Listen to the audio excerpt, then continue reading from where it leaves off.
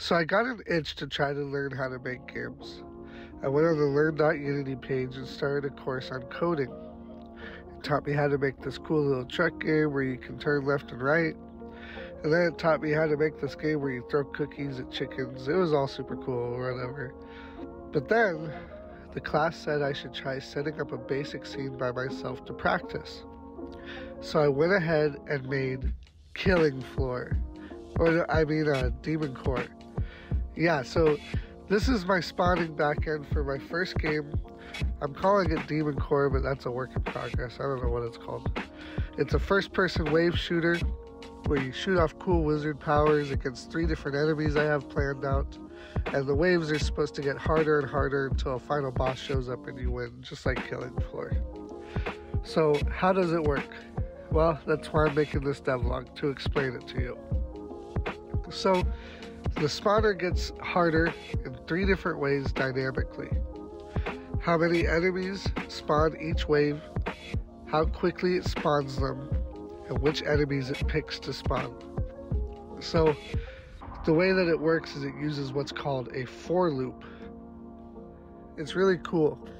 I actually found this when looking for how to program this, but I don't know if this is the default way everybody does it or if this is just how I came up with how to do it. But here's how it works. Let's say that I owe $50 at the grocery store. Now, I equals 0 is how many dollars I've given, and I'm going to check if it's less than 50. If it's less than 50, then I'm going to do what's in the brackets. So basically, you owe $50 for your groceries. I've given the cashier $0. Is that less than 50? Yes. So we look at our wallet for another $1 and we give it to the cashier. Now I've given the cashier $1. Is that less than 50? Yes. So we're going to check our wallet. We're going to give them another $1. After we've done that 50 times, I is no longer less than 50. So we're just going to skip checking the wallet and go right down to the bottom here and take our receipt instead. Replace the amount of money with how many enemies you have to spawn each wave. And that's how I set up the amount of enemies spawning. So every wave I just increase the value for I is less than spawn value, and it will basically just make more and more enemies each time. So the next thing that I set up was the speed for how fast it spawns the enemies.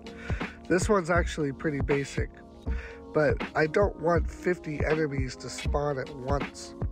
So back at the grocery store, if we look at our for loop one more time, after you check your wallet, imagine you just sort of lock eyes with the cashier and stare at her for a pre-described amount of time. That's how this works. I just put a little weight in the code.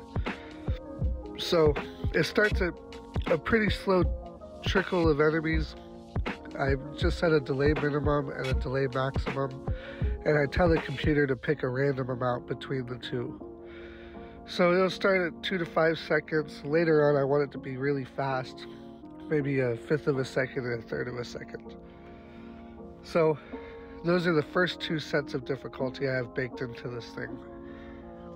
The last thing is which enemy to spawn. This is the part I'm actually most proud of, and I'll explain why. The 3 types of enemies in the game are all harder than the last. You have a basic zombie enemy, a flying shooting enemy, and a big machine gun dude. I want a pretty good mix of these guys. Let's say 70% zombies, 20% flying guys, and 10% of the tanks. So this is how I did that. I roll 100-sided dice. By that I mean I tell the computer to randomly pick a number between 1 and 100, but I'm just calling it a dice. If it lands anywhere between 1 and 70, it's a zombie. Between 71 and 90, it's a flyer. And between 91 and 100, it's a tank. That's easy enough.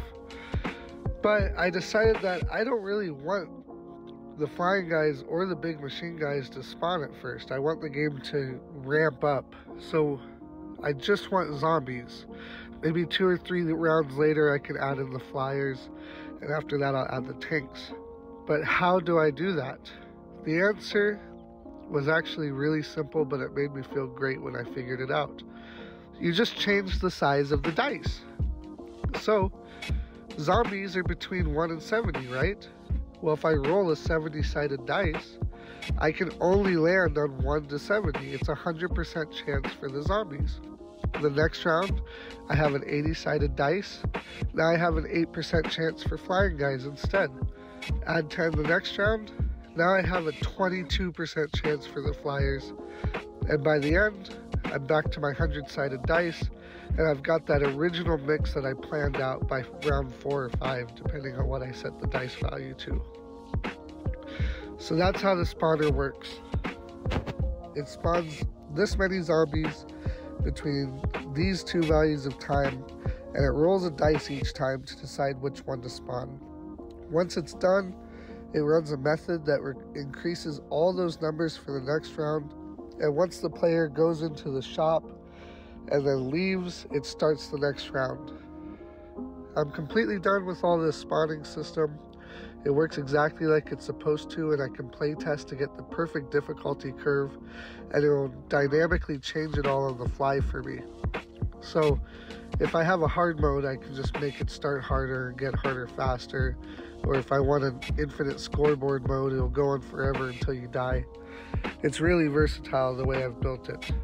So now that I'm done with this, I can get on to actually making the player, and I have 3 or 4 abilities I have planned out, and then the enemies.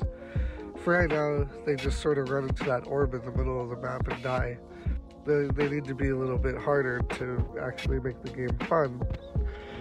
But that's all for this update. This is DemonCore Devlog1, and I finished the spawning backend. So keep tuned for next time.